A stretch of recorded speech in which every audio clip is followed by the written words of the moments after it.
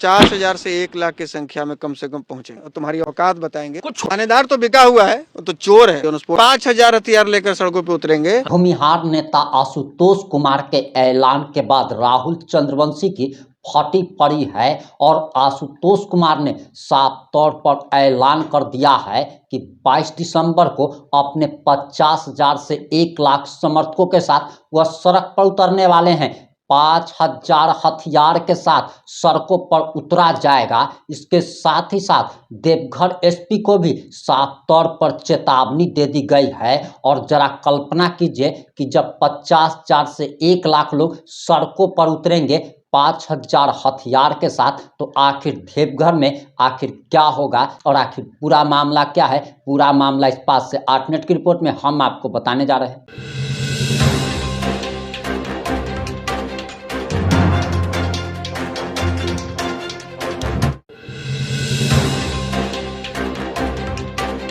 नमस्कार, मैं प्रिंस कुमार सिंह और आप देख रहे हैं पॉजिटिव इंडिया। अगर अभी तक आपने चैनल को सब्सक्राइब नहीं किया है तो खबरों से अपडेट रहने के लिए कृपया चैनल को सब्सक्राइब कर लीजिए। और जो लोग ऑलरेडी कर चुके हैं तमाम लोगों को सहृदय धन्यवाद। अब वापस आते हैं अपनी खबर पर और आपको बताते चले कि आशुतोष कुमार ने साफ तौर पर ऐलान कर दिया है 5,000 हथियार के साथ सड़कों पर उतरा जाएगा, क्योंकि भाई आलोक के न्याय के लिए आशुतोष किसी भी हद तक जा सकते हैं। जरा कल्पना कीजिए कि जब देवघर की सड़कों पर आशुतोष कुमार के नेतृत्व में लाखों लोग सड़कों पर उतरेंगे, 5,000 हथियार होगा, तो आखिर क्या मंजर होगा। और सबसे पहले आप आशुतोष कुमार का जरा ये बयान सुनिए। हथियारों के साथ मिला हुआ है। उसके रहते न्याय की उम्मीद मुझे नहीं लगती है। कल किसी ने एक अपने साथी हैं छोटे भाई जी, आप डे 1 से बोल रहे हैं, वही थाना प्रभारी है जो 9 तारीख को थे? हाँ, वही थाना प्रभारी हैं जो तबादला नहीं हुआ उनका। जब मेरे भाई को हॉस्पिटल में एडमिट करवाने के लिए लोग हॉस्पिटल से हॉस्पिटल घूम रहे थे। और राहुल चंद्रवंशी और चंदन चंद्रवंशी के गुंडे उनको हॉस्पिटल में भर्ती नहीं होने दे रहे थे। आपने जो कहा कि ऑन स्पॉट डेथ हो गई, ऑन स्पॉट डेथ नहीं हुई थी। भाई हमारा बोल रहा था, बैठा भी था, सब बात कर रहा था, हर तरह की अपनी पीड़ा बता रहा था, पानी मांग रहा था। उसे 1.5 घंटे तक हॉस्पिटल में भर्ती नहीं होने दिया गया। और भर्ती जिसको नहीं होने दिया, जिसने नहीं होने दिया, उसका नाम है राहुल चंद्रवंशी और चंदन चंद्रवंशी। उनके साथ रहे 10 लोग। लेकिन दुर्भाग्य की बात है कि प्रशासन वहां पर हमारा भाई हॉस्पिटल में भर्ती होने के लिए तड़पता रहा और उसके साथ में लोग परेशान रहे और गुंडे उनको भर्ती नहीं होने दिया। और प्रशासन सबूत मिटाने में रात में लगी थी। टॉर्च जलाकर, लाइट बंद करवा के टॉर्च जलाकर गाड़ी से सबूत मिटा रही थी। तो ये प्रशासन के लोग हैं। कल भी छोटे भाई अंकेश ने बात की है वहाँ। तो जो बात करने का तरीका मुझे समझ में आया, थाना प्रभारी का निश्चित रूप से वो बिका हुआ व्यक्ति है। वो उसके या तो एहसान तले दबा हुआ है। हमें जानकारी मिली है कि इससे पहले जो एसपी थे उनके माध्यम से उसके साथ साठगांठ थी। एसपी के साथ दारू पीता था बैठकर वो। और वो जिसको चाहता था ट्रांसफर पोस्टिंग करवाता था। और इस थाना प्रभारी को भी उसी ने ट्रांसफर करके बुलवाया है, ट्रांसफर कराकर और अपने यहाँ रखा है। तो निश्चित रूप से भाई उसके फेवर में काम करेगा थाना प्रभारी। मैं उस व्यक्ति को कभी ना उसका कभी नाम सुना, कौन राहुल चंद्रवंशी है, कौन चंदन, ना कभी मैं उसको जानता हूँ, ना मेरा कोई मतलब रहा है उससे। मैं तो पहली बार उसका नाम सुना। जांच का विषय है, पुलिस 2-3 एंगल से जांच कर रही है। क्योंकि हमारे तो हजारों दुश्मन हैं और बहुत सारे ऐसे कायर दुश्मन हैं कि जो हमारा कुछ नहीं बिगाड़ सकते, लेकिन उनकी नज़र परिवारजनों पे रहती है। तो पुलिस उस एंगल से भी जाँच कर रही है। लेकिन दुखद इस बात की है कि हम चलिए मान भी लेते हैं कि ये सामान्य घटना है, जैसा कि वो अपने बुजुर्गों से लिखवा रहे हैं। हम मान भी लेते हैं कि ये सामान्य घटना लोगों ने लापरवाही में या आतिशबाजी में या कम उम्र के बच्चों को, अपने बड़े बाप लोगों ने अपने औलाद को गाड़ी दे दी और रात में वो 100 से ऊपर की स्पीड में टाउन में चला रहा है, गाड़ी अनबैलेंस हुई और लग गया। हम ये बात अभी फिलहाल स्वीकार कर रहे हैं, जब तक जाँच में सारी बातें नहीं आ जाती हैं। उसके बाद क्या फर्ज बनता है, हमारी गाड़ी से यदि किसी जानवर को भी धक्का लग जाता है, बिल्ली को, कुत्ते को, गाय को, भैंस को, किसी को भी, आदमी तो छोड़िए, किसी भी व्यक्ति, उसके भीतर यदि इंसानियत होगी तो सबसे पहले वो कोशिश करता है गाड़ी रोक के देख ले क्या हाल है उस जानवर का, ठीक है कि नहीं, कोशिश करता है उसको बचा लें, बच जाए। लेकिन इन दरिंदों ने धक्का मारा, 10 इंच की दीवार में हमारा भाई टकराया और 10 इंच की दीवार टूटी। अब समझिए कि 10 इंच की दीवार और इधर 100 से ऊपर की स्पीड में 100 500 और बीच में हमारा भाई था। फिर भी जब वो गिरा है, उसका पैंट गाड़ी में फंसा है, वो अपनी पैंट निकालने की कोशिश कर रहा है और ये सब बाहर निकल कर आपस में बात कर रहे हैं, अपने बाप चाचों को बुला रहे हैं। उसके पास तक जाने का प्रयास नहीं किया, जैसा कि उसने अपने कन्फेशनल बयान में भी बोला है। जो गाड़ी चला रहा था लड़का, उसी दिन 18 साल का हुआ था, कि हमने देखा कि वहाँ पीड़ित अवस्था में आलोक कुमार पड़े हुए थे, मैं उनको जानता नहीं था, लेकिन हम लोग बचाने का प्रयास नहीं किए। ठीक है, तुम बच्चे थे, तुम कहते हो कि हम 18 साल और 20 साल के थे, हमें उतनी समझ नहीं थी। तुम्हारे बाप चाचों को तो समझ थी, जिनको तुम लोगों ने फोन करके बुलाया वो भी शराब के नशे में थे। जो जब ये लोग ले जाने लगे हॉस्पिटल में, हमारे जो स्कूल के 2-3 स्टाफ थे, तो उन लोगों ने रोका, राहुल चंद्रवंशी और चंदन चंद्रवंशी, जो उसके बाप और चाचा लगते हैं, और वो आए अपने टीम के लोगों के साथ में, जो साथ में शराब पी रहे थे, 10-20 गुर्गों के साथ में। सारा सीसीटीवी फुटेज में देखा जा सकता है। उसने कहा कि पहले हम सारा सबूत यहाँ से मिटाएंगे, गाड़ी हटाएंगे, लड़कों को निकालेंगे, पूरी जो भी यहाँ पे बिखरा हुआ है सब ठीक करें, उसके बाद तुम हॉस्पिटल लेकर जाओ। इसी बीच में तो तुम्हें में हुई, और वो अब राह चलते लोग भी यदि कह रहे हैं कि ये तो आप गलत कर रहे हैं, उसको भी गाली दे रहा है। उसका भी सारा वीडियो है हम लोगों के पास में, उसको भी पिस्टल दिखा रहा है, धमकी दे रहा है। वहाँ जो मनीष नाम का लड़का है, उसको भी थप्पड़ मारा है, और थप्पड़ मारा है चंदन चंद्रवंशी, जिसका बेटा उस गाड़ी में था, और उसका सगा भाई है राहुल चंद्रवंशी, जो झारखंड मुक्ति मोर्चा का युवा जिला अध्यक्ष है, जिसको वहीं मधुपुर का एक विधायक है जो अभी वर्तमान में मंत्री है, उसका संरक्षण प्राप्त है, उसके साथ वो धंधा पानी में भी जुड़ा हुआ है। और ये सभी मिलकर, ये आपको जामताड़ा से लेकर सारठ, मधुपुर और देवघर तक जितने भी साइबर अपराधी हैं, ये 350-400 लोगों की टीम है, और ये सबों को संरक्षित करवाता है उसी मंत्री से, और कमीशन दिलवाता है, महीना दिलवाता है, और जो इसको महीना नहीं देता है उसको फंसवाता है। ये इसका मुख्य पेशा है। देखिए, अब तक पॉलिटिकल प्रेशर अगर नहीं दिया गया होता तो आप समझिए कि जिस व्यक्ति के ऊपर हत्या की धारा लगी है, वो भी धारा इतनी आसानी से नहीं लगती। ना तो इसके ऊपर नामजद FIR ले रहा था थाना प्रभारी, और ना ही इस पर हत्या का धारा लग रहा था। बहुत तरह का जब हम लोग इसको बताए हैं, जब मीडिया में प्रेस कॉन्फ्रेंस किए हैं और ये बात रखे हैं कि बताइए, जब हेमंत सोरेन जी जेल में थे, वो उनकी पत्नी यहाँ पर सारा देखभाल कर रही थी, चुनाव का पूरा स्टार प्रचारक थी और अपने स्तर पे देख रही थी। उनके टीम के लोगों के तरफ से मेरे पास कॉल आया कि आशुतोष जी, उनकी पत्नी कल्पना सोरेन जी गांडे विधानसभा से चुनाव लड़ रही हैं, 14,000 वहाँ आपके समाज का वोट है, आप चुनाव प्रचार के लिए आइए। 7 दिन जाकर मैं रहा देवघर में। इनके ही विधायक हैं जो मंत्री हैं, सुदीप्तो सोनू जी, उनके रिजॉर्ट में, वहीं से मैम रोज आती थी, जाती थी, उनके साथ में रह के हमने 7 दिन में प्रचार किया, और 8,000 वोट दिलवाया अपने समाज के इनको। तो हमने मीडिया में जब कहा कि माननीय हेमंत सोरेन जी को, माननीय कल्पना सोरेन जी को आप मेंशन कीजिए, टैग कीजिए, केवल बाइट लेकर मत जाइए। उनको कहिए कि जिस व्यक्ति ने आपके बुरे समय में आपका इतना साथ दिया, जब उसके भाई के मृत्यु के पश्चात 5 घंटे और 10 घंटे तक पुलिस नहीं पहुंची है उसके देखने के लिए, एक सिपाही तक नहीं पहुंचा है, तो बाकियों के साथ आप क्या करते होंगे।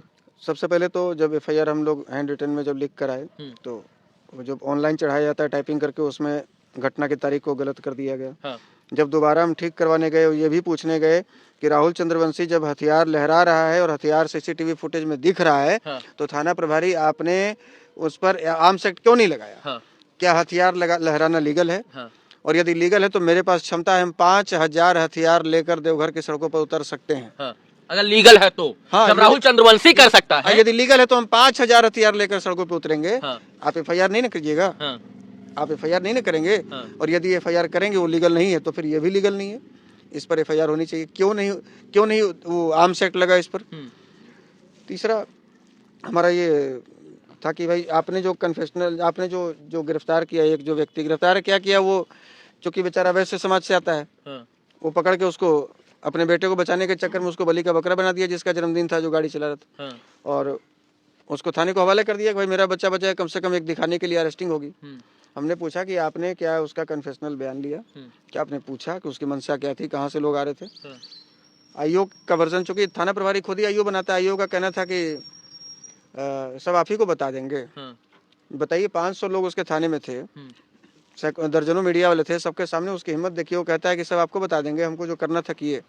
तब हमने वहाँ DSP साहब को फोन लगाया और पूछा है कि आपके आईओ को पुलिसिंग नहीं आती है तो कहिए, हम अभी 2 मिनट में सिखा देंगे, इसको यहीं सिखा देंगे, और इसके जैसा 10-20 हज़ार दरोगा को हम लोग झेले हुए हैं। इसको समझ में नहीं है कि बात किससे कर रहा है। हाँ। जब दूसरे के भाई और बेटा के लिए हम सड़क पर उतर सकते हैं, लाठी खा सकते हैं, जेल जा सकते हैं, 3 दर्जन मुकदमा झेल सकते हैं, तो अपने भाई के मौत के लिए ये लोग को कहीं भी घसीट कर ले जा सकते हैं। ऐसा ऐसा थाना प्रभारी और इसको आईओ को कहीं घसीट कर ले जा सकते हैं। इसको आराम से वर्दी थोड़ी पहनने देंगे। ये अपराधी को बचाएगा और ये वर्दी पहन के घूमेगा। इसको सुप्रीम कोर्ट तक खड़ा कर देंगे हम। और जो भी इसमें आएगा, ये जो भीतर आग जल रही है, वो सब कानून के दायरे में आएगा और सब लपेटा जाएगा, सबको टंगवाएंगे। इसमें कहीं कोई दो मत नहीं है। हमारे जब एसपी साहब से बात हुई, एसपी साहब ने कहा कि आईओ बदलना कोई समाधान नहीं है, दूसरा फिर पैसा खा लेगा। तो उन्होंने कहा कि हम खुद मॉनिटर करेंगे और डीएसपी साहब मॉनिटर करेंगे, हमें थोड़ा समय चाहिए। हमने उन्हें कहा कि देखिए, आपको समय देने के अलावा मेरे पास रास्ता क्या है। अभी 21 तारीख को उसका श्राद्ध कर्म है। अब उसके छोटे छोटे बच्चे हैं, वो बड़े पापा करके मेरे पास आते रहते हैं। पिताजी की स्थिति है कि लोग आते हैं जाते हैं तो ठीक रहते हैं, अकेले जब होते हैं तो दहाड़ मार के रोने लगते हैं। उसकी वाइफ की स्थिति है कि जब कोई मिलने आता है तो बेहोश हो जाती है, दांत लग जाता है, 40-40 मिनट तक, आधा घंटे तक बेहोश। नर्स एक परमानेंट हम लोग रखे हुए हैं जो आके कभी सलाइन चढ़ाती है, कभी कुछ करता है। लोग आ रहे हैं जा रहे हैं, नारायण बलि है तो पूजा है तो श्राद्ध कर्म है, तो ये सारा कुछ देखना है। अब मेरे पास मजबूरी ये है कि हम श्राद्ध कर्म तक हिल नहीं सकते, और आपके पास भी भरपूर टाइम है कि हत्या के 14 दिन बीत जाने तक भी यदि आप गिरफ्तार नहीं करते हैं तो इसका मतलब है कि आपकी मंशा नहीं है। सरकार उसको संरक्षण दे रहा है, कोई नेता उसको संरक्षण दे रहा है और प्रशासन भी उसको संरक्षण दे रही है।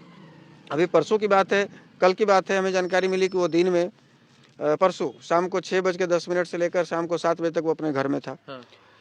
वो जो मंत्री जिसको संरक्षण दे रहा है उसका दोस्त सरकारी बॉडीगार्ड लेकर घूम रहा है। बताइए, जिसको भी हवालात के अंदर होना चाहिए था वो सरकारी बॉडीगार्ड मंत्री उसको दे के भेज रहा है संरक्षण में। और वो सिगरेट पिया है आपको सुभाष चौक पे। मतलब वो दिखाया है कि हम घूम रहे हैं, तुम कुछ नहीं कर पाओगे। और यही सवाल जब हमारे लोग दरोगा से पूछे तो दरोगा का बात करने का तरीका जो कह रहा है कि हम पर विश्वास नहीं है तो डीएसपी साहब से बात कीजिए। एसपी साहब से, तो तुम क्या वहाँ भांग खाने के लिए बैठे हो? तुम क्या वहाँ भांग खाने के लिए बैठे हो? और जब बात करनी होगी तो तुम बताओगे कि किससे बात करें। हम एसपी से बात करेंगे कि डीजीपी से बात करेंगे कि चीफ सेक्रेटरी से बात करेंगे कि गृह मंत्रालय में बात करेंगे? तुम हमको बताओगे, हम तुमको बताएंगे कि हम कहां तक बात कर सकते हैं और तुम्हारी औकात बताएंगे कि कैसे एक अपराधी से घूस खाकर, पैसा खाकर तुम उसके साथ भ्रष्टाचार में संलिप्त हो, एक हत्यारे को बचा रहे हो। जब हमारा भाई तड़प रहा था हॉस्पिटल में जाने के लिए, तुम बजाय उसके कि उस गुंडों को रोके कि तुम उसको हॉस्पिटल में भर्ती होने से क्यों रोक रहे हो? मुख्य संलिप्तता जो है, तुम उन हत्यारों को बचाने के लिए वहां पर सबूत मिटाने में लगे थे। और आज भी तुम वर्दी पहन के थाने में बैठे, तुमको शर्म नहीं आ रही? आज भी तुम बचा रहे हो, गोलमोल जवाब दे रहे हो। तो बताएंगे तुमको।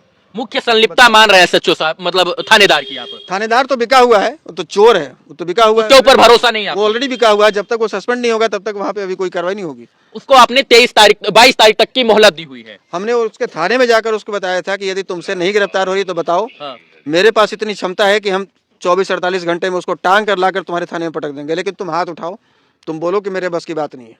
ये सुस्त पड़ा एक कानून व्यवस्था के सामने पुकार है। 22 तारीख तक हमने समय दिया है देवघर प्रशासन को। अब वो आईओ सुन रहा है या थाना प्रभारी सुने या एसपी सुने या डीआईजी सुने या डीजीपी सुने, हमको कोई फर्क नहीं पड़ता है मेरी बात कौन सुन रहा है। मुझे न्याय चाहिए। जो हत्यारे हैं वो सब सलाखों के भीतर चाहिए। हम कानूनी लड़ाई लड़ेंगे, लेकिन जो पहला काम है वो आपका है। आप उसको गिरफ्तार करवाइए। आसमान में 22 तारीख तक गिरफ्तारी हो जाएगी तो आप धरना प्रदर्शन आंदोलन नहीं करेंगे? नहीं करेंगे। हम 22 तक गिरफ्तारी नहीं हुई, 23 को कूच करेंगे। 23 को फिर हमारे पास समय 1 सेकंड का नहीं रहेगा और देवघर में हम लोग 50,000 से 1 लाख की संख्या में कम से कम पहुंचेंगे बिहार से। और मुख्यमंत्री सीएम आवास से बैठकर लाइव देखेंगे। ये आम आदमी को जो ये इनके लोग, जो इनके जिला अध्यक्ष और इनके जो दरोगा, जो ये जो नाली का कीड़ा समझकर रौंद कर चले जा रहे हैं और उसको बचाने के लिए सारा प्रशासन और सारा तंत्र और मंत्री तक लग जा रहा है, तो आम आदमी के बदौलत आज आप वहां पे सरकार में बने हुए हैं। आम लोगों ने आपको वोट देकर वहां सरकार बनाई है और ये जो वर्दी पहनकर अपने आप को समझ रहा है कि हम उसको बचा लेंगे, तो तुम जनता की सेवा करने के लिए वर्दी पहने हो, ना कि तुम एहसान कर रहे हो जनता के ऊपर वर्दी पहन के। तो बताई जाएगी कि आम जनता की औकात क्या होती है। जब जनता, जब न्यायालय से, जब प्रशासन से, जब शासन से जब भरोसा उठ जाता है और जब जनता रोड पे उतरती है, तो वो सरकार का और वो प्रशासन का क्या हाल होता है, ये 23 तारीख को देख लोगे तुम लोग। उसका बाप का स्टेटमेंट आया है कि हमारे जो गाड़ी में बच्चे थे उनको बंधक बनाकर पीटा जा रहा था, यदि हथियार नहीं दिखाता, लपड़ थप्पड़ नहीं करता तो वहां से लोग नहीं छोड़ते। कोई एक वहां सीसीटीवी फुटेज लगा हुआ है। कोई एक छोटा सा भी 1 सेकंड का भी वीडियो दिखाओ ना भाई। कौन बंधक बनाएगा जब वहां 2 लोग थे, हमारे भाई एक्सीडेंट में पड़ा हुआ था और एक गार्ड और एक और व्यक्ति अंदर था। 20 लोग तुम्हारे थे, बंधक हम लोग बनाए हुए थे। वो लड़के बाहर निकल कर जो शराब पिए तो बाहर निकल कर वो आपस में बात कर रहे हैं, वो देखने नहीं जा रहे हैं। वहां से चाचा को फोन कर रहे हैं, सब कुछ क्लियर दिख रहा है, बाप को फोन कर रहे हैं। बंधक किसने बनाया और किसने बनाया बंधक? और यही बात कल थाना प्रभारी भी किसी को बोल रहा था कि शायद बंधक बनाया गया था उसको, इसीलिए ये लोग पिस्टल लेकर गए, मतलब उसके बचाव में फ़ोन पे बात कर रहा था। और ये बात हम लोग को जानकारी मिली, तब अंकेश जी ने फ़ोन किया कि क्या इस तरह की बात आप कर रहे हैं? तो नहीं, हम कहाँ स्टेटमेंट इस तरह का दिए हैं। मतलब उसके बाद से बिल्कुल क्लियर है कि वो चोर है, वो चोट्टा है, वो बिका हुआ है, वो उसके एहसान तले या तो दबा हुआ है या उसके साथ मिला हुआ है। और ये सारा षड्यंत्र में वो भी एक हिस्सा है। जब तक वो सस्पेंड नहीं होगा वहाँ थाना प्रभारी, तब तक पहले न्याय नहीं मिलेगी। तो पहला काम तो उसके सस्पेंशन की होनी चाहिए, उसके बाद फिर आगे की कार्रवाई होनी चाहिए। अब आपकी जो भी प्रतिक्रिया है कमेंट बॉक्स में लिखना ना भूलिए। जुड़े रहे हमारे साथ। जय हिंद, जय भारत।